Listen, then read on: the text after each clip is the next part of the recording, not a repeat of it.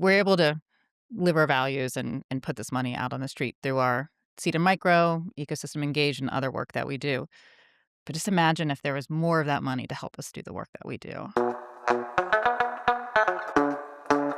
You're listening to Ecosysteming, the podcast redefining economic development through the lens of equitable entrepreneurship. Join NC Idea as we engage with entrepreneurs and experts who are challenging the status quo and driving lasting change. Hello, viewers and listeners to the Ecosysteming podcast. I'm your host, Thom Ruhe, and wow is all I'm going to say about today's guest. Let me see how I do this justice. This person today is probably the best known individual in the entrepreneurship ecosystem of North Carolina.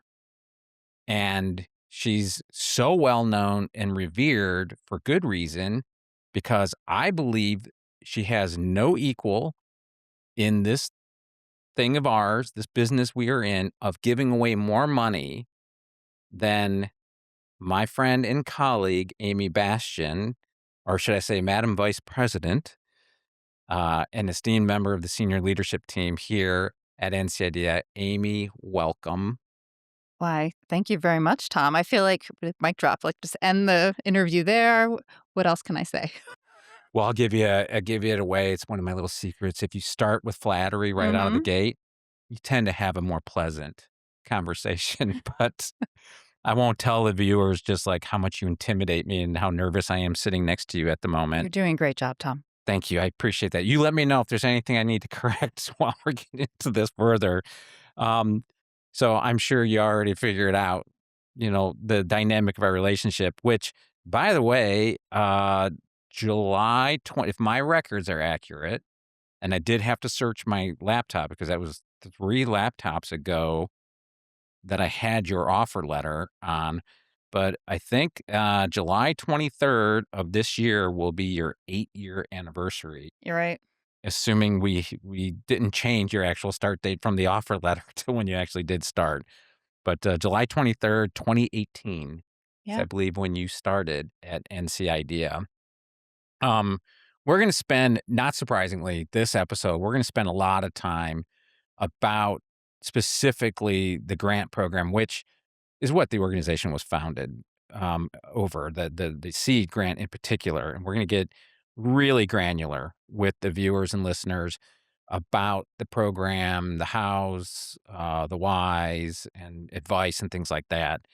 But I want to do very, very quickly, just to give the same access or the same respect that I do other guests, give a little bit about your CV. So prior to the 8 years you've been with us, and by the way, viewers, you'll notice a little trend here. You were over 7 years at the Nature Conservancy. Mm-hmm. And then you clocked in over 9 years in public radio. Yes? That's right. At KCRW. Yes, in Santa Monica, California. Santa Monica, California. So you really can't put any tenure anywhere you go. What's with that flighty job history you've got there? Yeah, well, find myself drawn to mission-driven organizations, and oftentimes it's not just the mission, but it's the people. And when you work with good people and you do good work, and you find it rewarding, and you find opportunities to grow, why move around? No, I couldn't agree more. And in all seriousness, I've said, and regular viewers and listeners would know how much I'd like to gush over our team. I'm sure you'd agree with me that we have something very special here, and it's something that we all feel kind of vested in and a need to protect. Yeah, and what's also great is that while our team isn't that big, I mean, it's now 12 people, which is the biggest we've ever been, the ecosystem is so supportive. So I feel that our ecosystem in the state, our entrepreneurial ecosystem, is our extended team, right? Oh, yeah. And I think that's really special. So it's not only, I get to show up every day and have these great coworkers that are on my, core team that are part of NC Idea, but I feel like I have coworkers across the state. Yeah. Doing the work that we do. So it's feeling part of this really core, great team, but just a lot of great support and connections across the state. I couldn't agree more. You and I were just in a meeting earlier today, with some of those extended partners, Mhm. right? These LEAF fellows, these librarians, uh, fellows that are helping us. Well, I just confess, I know it is LEAF, Librarians for. Entrepreneurship Advancement Fellowship. Thank you. I may not have the connector words right. I think you are. I think you are right. Okay. But like, just, I mean, you felt the love, right? Felt the love. First of all, who doesn't love a librarian, right? Exactly. And the fact that they're already in the communities, they want to do good, they're in it for the long haul, right? Yeah. They have these great resources, and so we've been involving them to get a little bit into our information sessions, but when we go around the state and do these information sessions for our grant programs, we show up, we talk to entrepreneurs, but not everyone who's there is necessarily the right fit or not the right stage, or they don't feel like they have the resources to fill out the most competitive application. So now we can say, hey, here's a Leaf librarian. They're in your community. You can go and have a free session with them and get resources, get access to these great databases. Just have someone else to talk to, and they can help you fill out the application or just give you some insight. So they're just a great part, as you said, of our extended team now. Yeah. So let's get a little bit granular, Okay. and you and I could, again, 8 years, member of SLT. We could talk broadly about anything in the organization, but there will be people tuning in that see your name who are aspiring entrepreneurs and are going to be like, oh, that's an episode I'm actually going to listen to. So let's pay them off and start with why they might be tuning in. And that's specifics around, seed and micro. Why don't you just very briefly synopsis of both programs, and then we'll get in a little deeper. But why don't you Yeah. go ahead and kick us off? Yeah. And I feel like an entrepreneur who knows their business really well. I know Seed and Micro really well, so I might just get really in the weeds. So pull me back, Tom. If you're like, save it for the information. If you'll permit it, I will. Yes, please. So we have two grant programs that NCID is really known for supporting startup founders in the state that are leading early stage innovative companies that have real growth potential. So we've got our $10,000 micro grants and our $50,000 seed grants. If you want to know more, because we have our fall grants cycle coming up, we have 2 grant cycles a year. We are kicking off information sessions across the state. We will have 5 in person and 1 virtual. So ncidea.org has a lot of information about it. So if you're tuning in today and want to know a little bit more, then please check that out and follow us. One of the things I can say is if you're interested or you're tuning in today and you feel like you could be a fit, it really is important to get started early in the process. We always have resources available. So these grants, again, are for companies that have real growth potential. 2 grant cycles a year. We give out 6 $50,000 seed grants. We give out 15 $10,000 micro grants per cycle. And it really is not only the money we hear, we understand the money is what potential money is oftentimes gets people to find out about us, to do research, or maybe even apply. But we say that for any of the programs that we have, what you put into it is kind of what you get out of it as well. Um, AI makes it easier to submit an application these days, but I think it was you, Tom, you said to me, effort rewards effort in the sense of we involve reviewers in the process. So for all of our grants, for eligible competitive applicants, reviewers review the application, actually give written feedback. And one of the key things that um, an applicant can do to get the max value out of that application process and the max value out of that potential reviewer feedback is to put some time into the application and really understand types of companies that are competitive and eligible for our grants and how to really get your idea across because it's kind of old school. Our application, it's text. We have limited character counts, so it's not a video. I mean, that's an optional. You can attach it. It's not a deck. It is how do I describe my company, my problem, my solution, my competition in 1,000 characters. So let me pull back for a Yes, second, and then we'll double click again. So we do 6, sometimes 7, sometimes 5. sometimes 5 seed grants twice a year, and then we'll do 30 plus or minus 2, 3, 4 micros. Mhm. So we're putting close to $1 million free money, Free money. right? So when you hear the word grants, ladies and gents, We are talking, the fancy term is non-dilutive funding, but it's free money. Yeah. There's quote strings attached. So you want to talk very briefly about like eligibility, like what are some of those strings? Like, are we funding anything? Mhm. Like who should apply and why? Right. Well, first off, not a surprise, the company has to be a North Carolina company. Wait, what? I know. But what if like one of my co-founders lives in Miami and I've got a developer? So Tom, we're in the economic development space. Oh, I Right. forget that. Yes. Okay. So obviously a North Carolina company. They're early stage, so we do some vetting around that. For our seed grants, you have to be a Wait a full-time. minute. You say we do vetting around that. So you mean we actually check that you're We a North Carolina do. company? We do. We always say that if you're going to apply and you've just moved to the state, which is fine. If you move Right. to the state, that's great, but go to LinkedIn, update the location. If you've already have a website and you started in a different area, make sure it says North Carolina.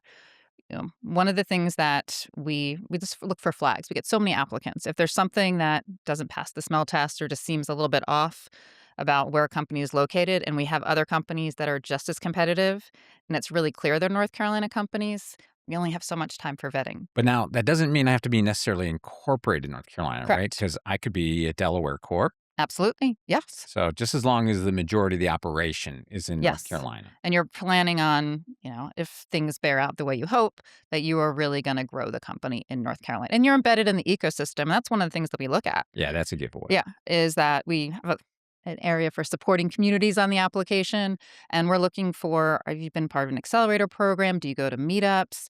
Do you have advisors in the area? So those are the other ways that we vet if a company is a North Carolina company. Well, we're going to double click on that in a Okay. minute, but let's Okay. keep going through the Right. eligibility. So we are industry agnostic, Okay. which makes it really fun because we never kind of know what types of businesses we may see.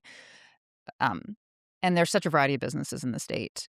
But these are for companies that really have really growth potential. So majority, I'd say, of the companies that apply or get the grants will go get some type of angel funding, pre-seed VC funding, but it's not required.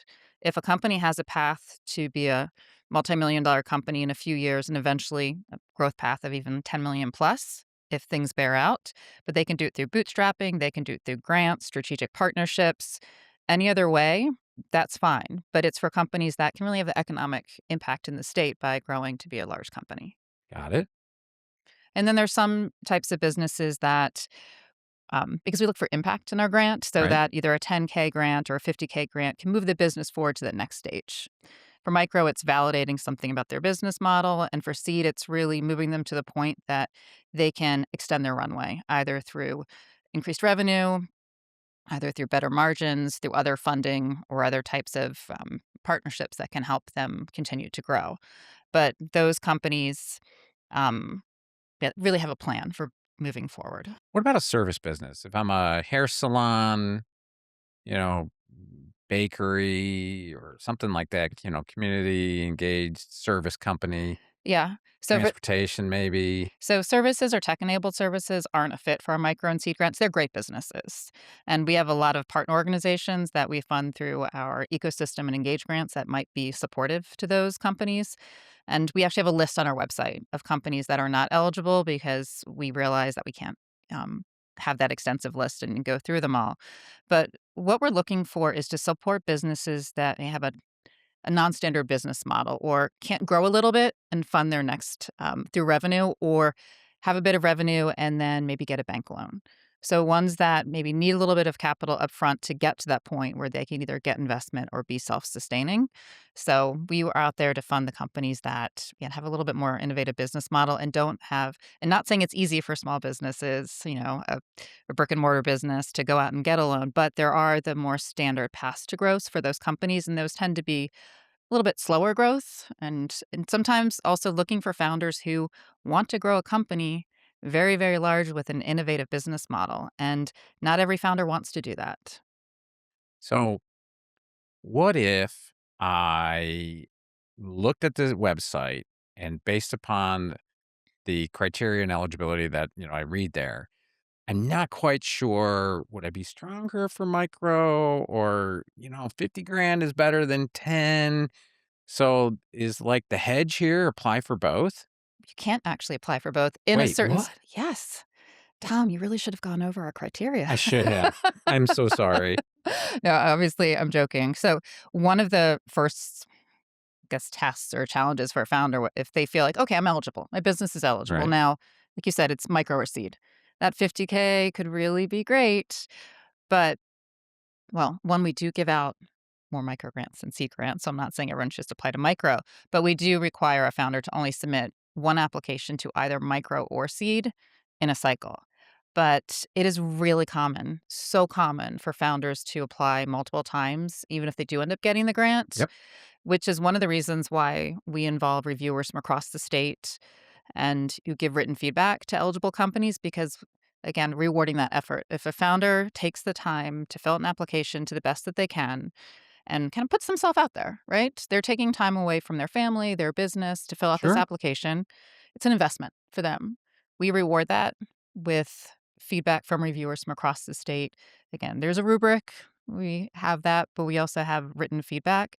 So part of it is that, founder may get some feedback. They may not advance, but hopefully they read the feedback and say, okay, maybe I have an idea of what to do next time or what to focus on in my business in the next 6 months before I apply again.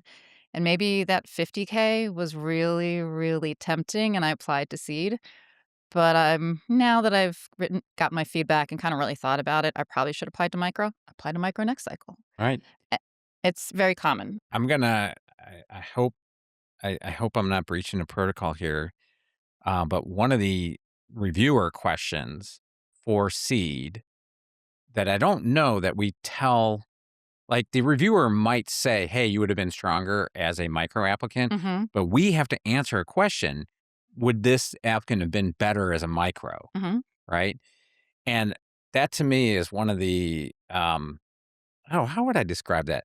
It's, I don't want to say it's one of the sadder questions or but it's one of those questions that every review I do, when I'm answering yes, I kind of feel like, oh, I mean, like if you had gone, and so I remember I was at an event, I was talking to somebody who applied for seed twice, didn't get a dig in. And I said, well, did you look at micro? Because once they explained to me where their business was, I'm thinking like, oh, you should have been applying to micro.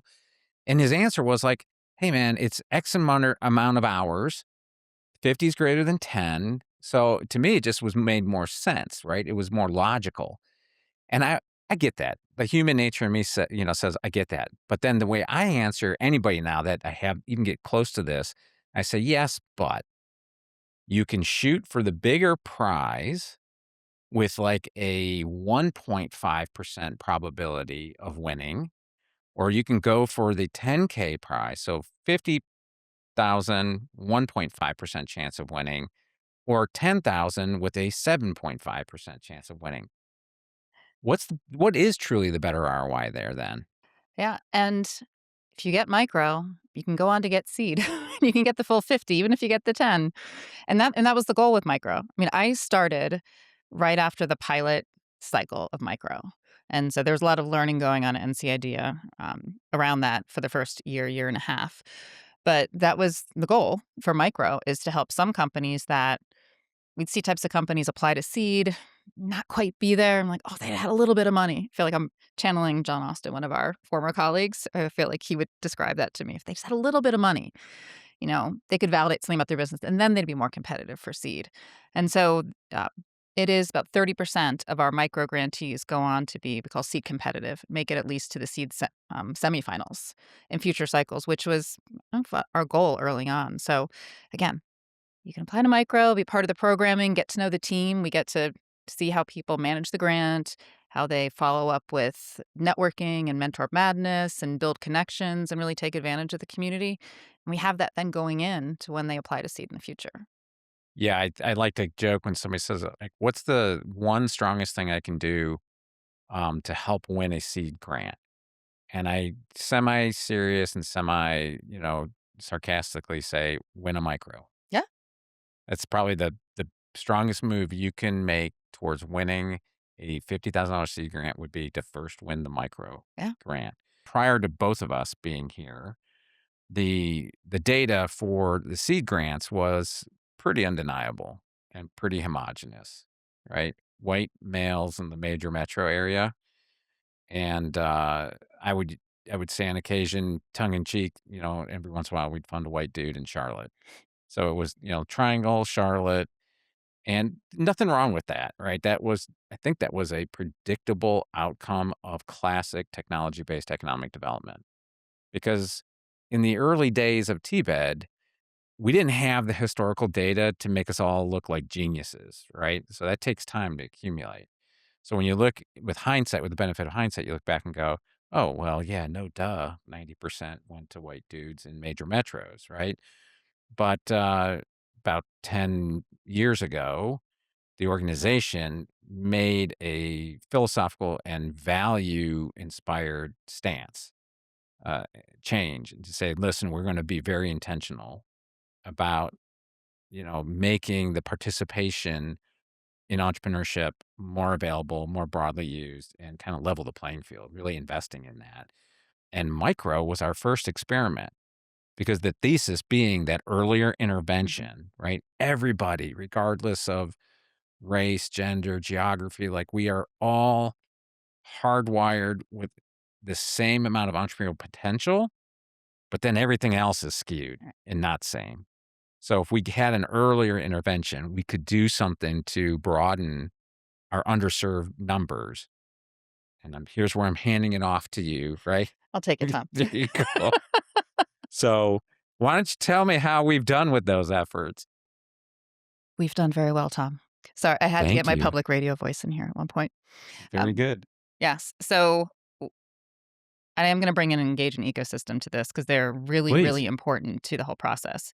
But yeah, so we have internal goals around having our micro grantees and our seed grantees have representation for minorities, females, and economically distressed communities. And as you said, the lack of ideas and talent and drive in our community is being the community of North Carolina is spread out. That's equal. So we have found that the more diverse applicant pool leads to a more diverse grantee pool. Who'd have thunk? And when I say diverse, it's again also in terms of different types of businesses. We have a lot of first time founders um, receiving our grants. And a big part of, I think, first time founders being competitive for the C grant is because micro, we um, not only have a diverse group, but we're connecting them to the ecosystem. We have something we call Mentor Madness that is speed dating for advisors and mentors because really helping them get connected and demystifying the whole startup ecosystem, also through programming and just being like, regardless of my background, regardless of where I come from in this state or what I look like, I now understand this community a little bit more, and they can help me navigate and de-risk what it is to be an early stage entrepreneur because it's hard. It's really, really hard. And through our engaged partners and our ecosystem partners, these individuals and organizations across the state that have real validity in their communities and they have trust of their communities, these individuals who say, hey, you know what? There's an organization that's giving away some money. And even though you might have looked at them and said, I don't know, my business could be a fit, we think that you could be. We'll work with you. And so they have been really great at helping get the word out across the state, helping us reach all types of entrepreneurs across the state, which has led to that more diverse applicant pool, which again leads to a more diverse grantee pool. And how far have we moved that needle? I said, like, before you and I both were here, it was over 90% white male major metro. Where are our numbers now? Yeah, for each cycle for micro and seed, seed is regularly like 80 to 90, sometimes even 100% of either having at least a female minority or a company being based, sorry, founder or being based in a tier one or tier two county. And micro, that's close to 80%. Um, so, Wow. and again, that doesn't factor into the selection process. We don't select our grantees based on that. We really work hard to have that diverse applicant pool and really those are the numbers we do obsess over, as you say, as we go through the process, Right. how are we doing? But it if we're not hitting our numbers early on in terms of and also diversity of its geography as well, business Yep. types, all types, then we really debrief after each grant cycle and say, okay, what can we be doing better? Do we have the right partners? Are we getting the word out? And then I think it factors into future engage grants that we're giving out, ecosystem grants of what types of support and programs are needed to be piloted across the state that we can help with that can, again, help us just see that really great support for diverse founders across the state. You kind of said it as matter of factly, and it is, but I want to double click ever so briefly on the fact that, like, being from a historically underserved group, it's not an application advantage. It's not, you don't get extra credit. It's really more that we had invested, candidly, millions of dollars Hmm. through our Engage and Ecosystem Partner Program in, if you'll forgive the cliche, leveling the playing field. Because, folks, let me explain something to you. If you're new to this business that Amy and I are in the economic development space, when you say that, you're equity first, there will be opposition to that and people that will cry, "Oh, the process should be colorblind or gender neutral or, whatever, like that should not matter." And for years, I have struggled trying to explain why it does and why it should. So I've come up with a quaint metaphor. I think it's clever. You all can let me know if it's stupid, but the way I try to explain it to you is like, imagine you're driving down a country road and you see a ball field, and there are 9 and 10-year-old kids playing baseball at this, little field here. And you think, "Oh, great. They're all playing the same game, with the same rules, baseball." But now this $1,000,000 motor coach pulls into the parking lot, clouded, dusty cloud, and the New York Yankees walk off the bus and onto the field. And they say, "All right, boys and girls, let's play ball." Right? You're using bats, gloves, mitts, right? Like, everybody's got the rules are the same. Yeah. So, and to me, this is the pushback I get. Like, so when people always, clutch their pearls, like, "Oh my goodness, equity is like still one of your values?" Like, how quaint. And I'm like, of course it is, man. And it is authentically so, because this is what it looks like in economic development. I think you've often said, and I'm not going to get your phrasing exactly correct, but we're able to live our values and put this money out on the street through our Seed and Micro, Ecosystem Engage, and other work that we do. But just imagine if there was more of that money to help us do the work that we do. Oh, now wait a minute. It felt like you just did a Jedi mind trick here, and you flipped the role that you're moderating because you just teed me up on, a very emotional thing for me. Like, yes, folks, if you haven't heard me say it once, hear me say it now. Whatever we deploy, we're putting on the street, first of all, is only a fraction of what this work could use. And we could multiply, the resources. We could fund more founders. We could fund more ecosystem partners if we had more resources. And that will continue to be my only frustration in this work. I mean, I love my job so much, working with you and your colleagues, doing this work, helping people realize their dreams. It's awesome. My frustration is, doesn't everybody, like, I know. organizations with means, like our entire endowment, like, give or take 50 million bucks, right? That's a rounding. I've worked at multi-billion-dollar foundations, right? Where my annual budget would fund our operation for a decade. So earlier, if I heard correctly, you said there were 1.2 million startups Yeah. founded. And if we, what is it, increased that survivability rate or from, uh, 5% per the state Secretary of State's office, just seminal bombshell report of 2024. If we were to help 5% of the nascent firms, 5 years old or younger, get to what they defined as self-sufficiency, which they defined that the thousands of people that responded to the survey pegged at 100K in revenue or greater. Okay. That's not asking for a lightning strike. and what would it add? It would add 25,000 jobs in year one, and a cascading economic impact of 1.5 to $2 billion of economic impact year one, Year one. right? So that means that 5% that gets that acceleration, assuming a pretty high and decent survival rate Mhm. into the next year. That billion of impact is happening now going into year 2. So there's a 2x on that, or call it a 1.8x. And then that next year, hopefully, we help another 5%. Mhm. You see where this starts going? And the fact, well, I mean, I've got theories why it's not a bigger deal because you don't get to have that big photo op.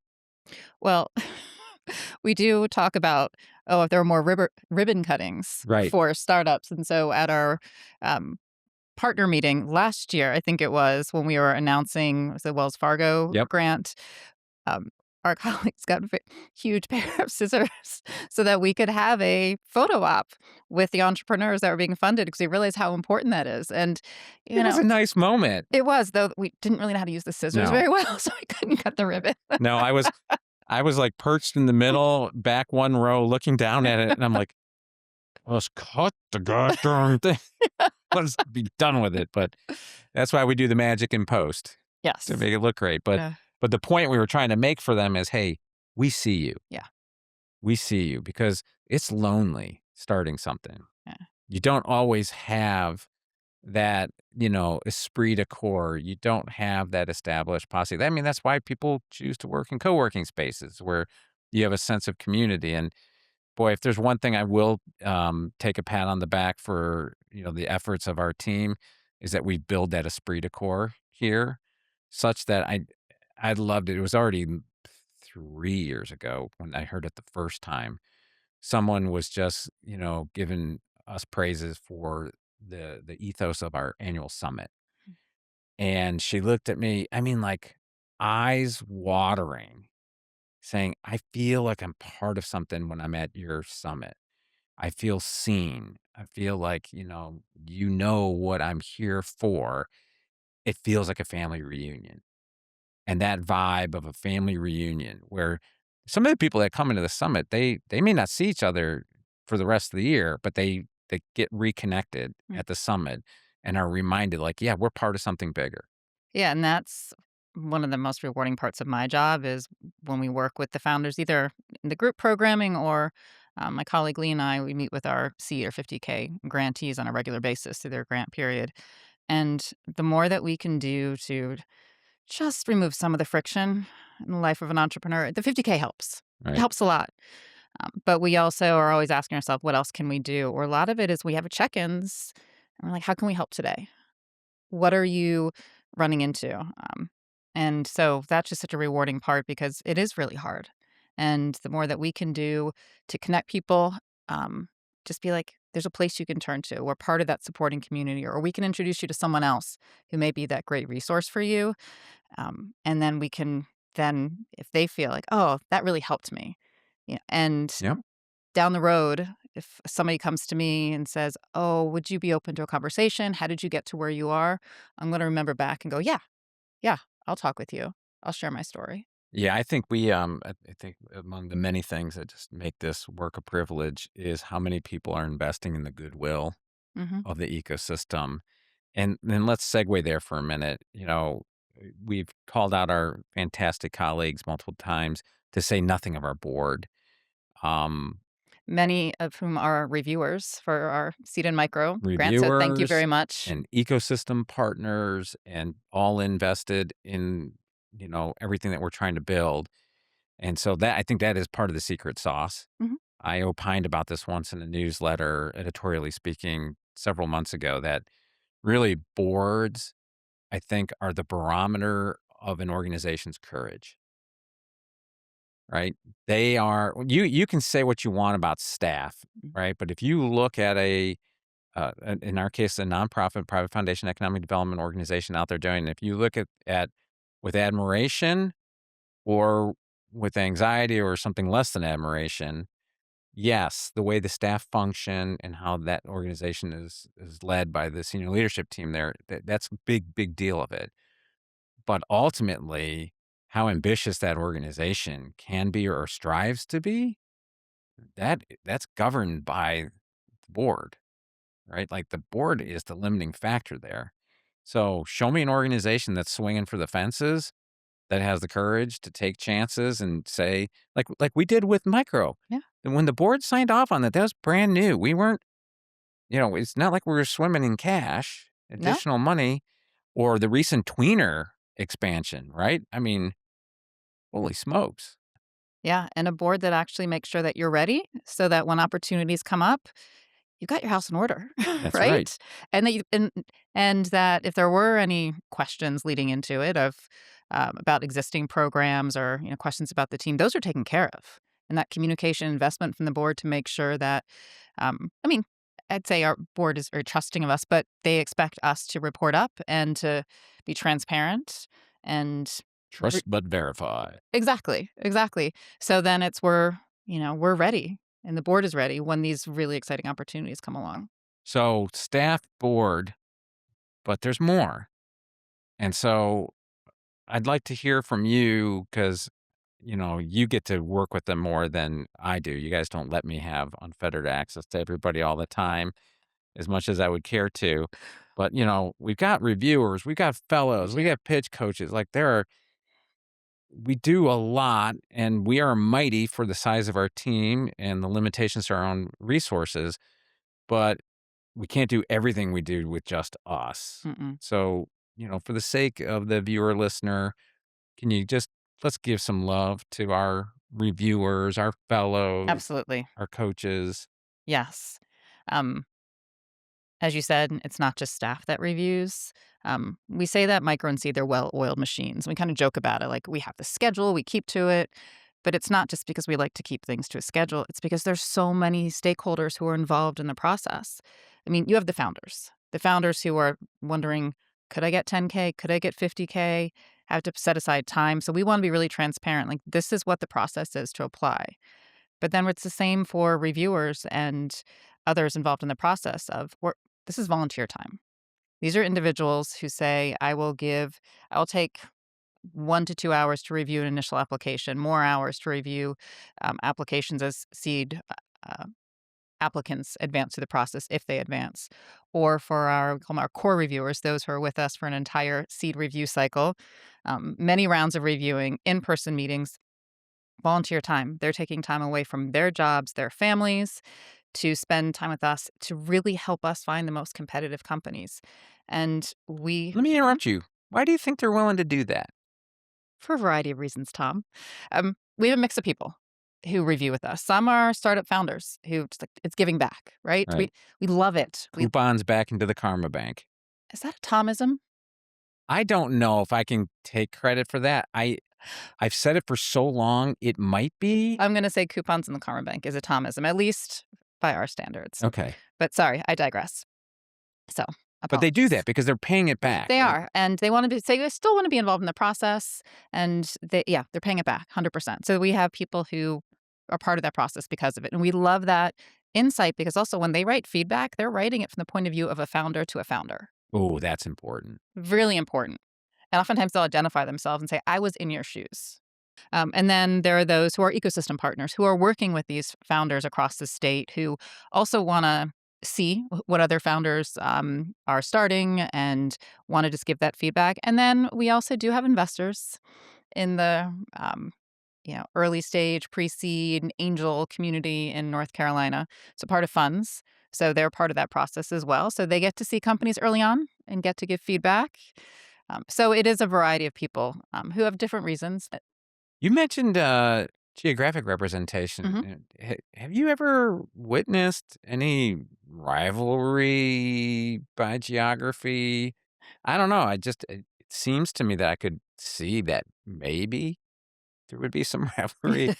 I can't even say it with a straight face, but um, I will diplomatically say, there's fun. We all have, fun. We all, but to be fair, if we do feel that there's a conflict of interest, we have a process where people can recuse sure. themselves, and we take that really seriously. And so we ask founders when they're applying, who should not. This is our list of typical reviewers. Who Right. should not review your application? We always look at that, and we ask reviewers, are you working with any companies? Are you advising, or have you heard of a company that you feel like you've just may have met with, a few times and just don't want to appear of any conflict of interest that you'd like to recuse yourself. So that's all part of the process. So we have that, and we have like non-disclosure and documentation, but there's some good rivalry. I would For say healthy healthy, rivalry. yes, healthy rivalry. But so there's people part of communities, and they wanna see their community flourish because they see all the hard work there, right? They see Sure. the founders there. So they just get really excited, and they want the, the coverage, the press coverage, the funding that comes with winning a micro or C grant. But at the end of the day, what's nice is that we're all working towards the same goal of choosing the most competitive companies in North Carolina because the, um the better the companies, not better, but if the companies that are chosen are the most competitive and they can go on to grow and bring revenue into the state, that helps everybody. But yeah, I mean, if you're working with founders regularly and you want to see them succeed, it's going to pull at your heartstrings a little bit more if they end up getting the grant. But I will say too, when we have conversations with our partners, if we see a region that hasn't had as many micro grantees or seed grantees. So we have those conversations internally and with our partners of, are there programs that are no longer running in a Right. certain area for early stage founders? Has anything changed? Were, companies getting certain types of government grants that are no longer available? We try to understand the landscape. And not that, again, we have limited funds. So it's not that we can just fund every new initiative, but we also have Barry Ryan on our team who had strategic partnerships. So he's often like aware of who is doing what in different parts of the state. So if one part of the state is maybe that even doesn't have a program that it used to, or maybe there was turnover in staff, which often can happen in economic development. Is there someone else in a different part of the state that he can connect them with, or can two organizations go in on a larger grant together if they Right. don't have the resource to do it individually? So we look at that data a lot because we want that geographic representation across the state. Which tees me up nicely. So well done in your podcast hosting duties.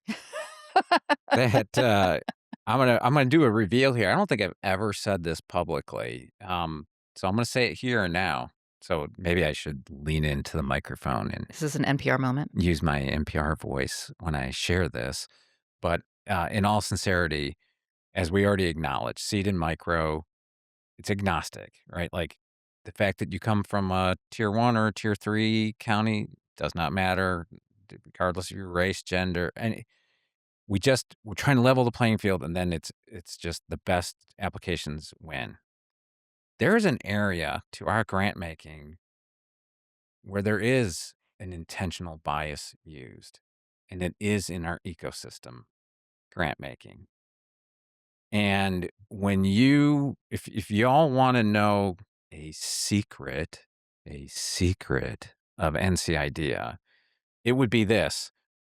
When we see the numbers as we do, and we obsess after every cycle, if the data reveals to us broader areas in the ecosystem that are lacking, that if we could have an intervention, if we could deploy resources, focus, and collaboration, we can, strengthen the state, then that will be a theme Mhm. for a given ecosystem cycle, 2-year cycle.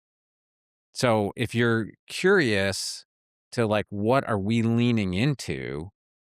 Whereas we're not overt in saying it, that is manifest in what we prioritize in ecosystem work. So if one cycle, several years ago, like when we launched the BEC, the Black Entrepreneurship Council, for example, we said overtly, hey, anybody in the ecosystem that's, helping entrepreneurs is eligible, but preferential treatment will be given to organizations that were, prioritizing female, minority, and rural, for example. Um, that is, I think, part of the secret of our success of what we are doing, because I think and you really helped me on this. I remember, you may not even remember this, but early in your tenure with us, you've always been improving the seed and micro process and the application process and the questions we ask. And we were scrubbing our data set. Mhm. And there were data fields that were generated, just historical artifacts over the years. Because, right, we've been around 21 years. So, like, things we were asking for in an application 20 years ago may not be relevant anymore. And you were like, we're not going to ask for anything in the application process if it's not an actionable data field for us. Yeah. So if we're not willing to evaluate that piece of information a founder has to provide as part of the application, we're not going to ask for it. Mm-mm. Right. And that's very good. That's discipline, right? Because it's so easy for an organization to have that inertia and just go, I don't know. It's the way we always did it. I mean, you and I were present. One of our colleagues challenged us on why can't you be a nonprofit Yeah. and apply for a seat? And not, no disrespect to either of us, but like the answer was, "Well, because we've always said that." And I thought to myself, I meant to follow up with you, and Yeah. then like, maybe that's on the next update, like when we do the post-mortem, Hmm. maybe we revisit that. I don't know. On that particular question, I'm sure there's some very good reasons why. I mean, I can think of some spontaneously, but my point is that very intentional process Yeah. where we look at it and we say, "Hey, man, if I was applying for that," and that's why I always say to people at the info sessions when you let me attend one, is that we don't ask any superfluous questions. We're not asking, if you were a tree, what would you be and why? Or, stupid interview type questions. We're asking for very actionable data. And I think that's one of the reasons why we stand out. I cannot believe, actually, I can believe because I've enjoyed this so much that the time went like that. Christian has given us the hook, but wow, I still have like a half dozen questions like trends with there's this little thing called AI that you know what, we might have to do a second episode, you and I, if I'm, worthy of your time. I'll check my schedule, Tom. That would be wonderful. So, all right, so then here's my wrap. On occasion I like to say, "Hey, can you guess how many mutual connections we have?" And you would have checked this, I'm guessing. Okay. So this just reveals the two sides of my brain. So there's the very analytical side that's like, well, I know Tom's going to ask me, or I should be prepared. So I'll just go look. The answer is right there. And then I go back to, I saw John Oliver at DPAC, German Performing Arts Center, 6, 7 years ago. And he talked about how we don't wonder anymore. And isn't it good to Ah, wonder? And I said, Amy, are so you going to go get the you didn't answer, check? or are you just going to wonder? So I did. I wondered, but then I did a little bit of thought process. I didn't just say I'll pick a number out of thin air. I came up with 500 because I came up with an average number that maybe we Did have you added per really? year times 8. Again, I am this two-sided, analytical then very non-analytical, and they fight sometimes. But so I said 500. I have never known you to be anything but, the picture of honesty, so I'm gonna go ahead and accept that, but there's a skeptical side of my brain because it's 531. So you're an analytical I side. I I can show paid you off. my calculation from No, no, no, no, earlier no, of no, no. You don't have to show me your work. Just saying. but I'm very geared towards time. Yeah, So we time so our that's what you did. so You calculated our 8 years of working together? kind of, yeah. Yeah. Yeah. Yet another reason to be impressed by Amy Bastian. Amy, thank you. It has been a joy working with you. I hope you stay for as long as I'm still here because I can't imagine working here without you. But yeah, I'm looking forward to many more years of just helping make North Carolina the best state in the nation to start and grow and scale high impact companies. It's a privilege to do this work. We say it, but we really mean it. Cool. Well, that's a wrap to an interesting podcast. Amy, thank you so much. As usual, folks, if you have ideas, topics, or guests, let us know. You can catch these anywhere you stream podcasts. And until we meet again, thank you.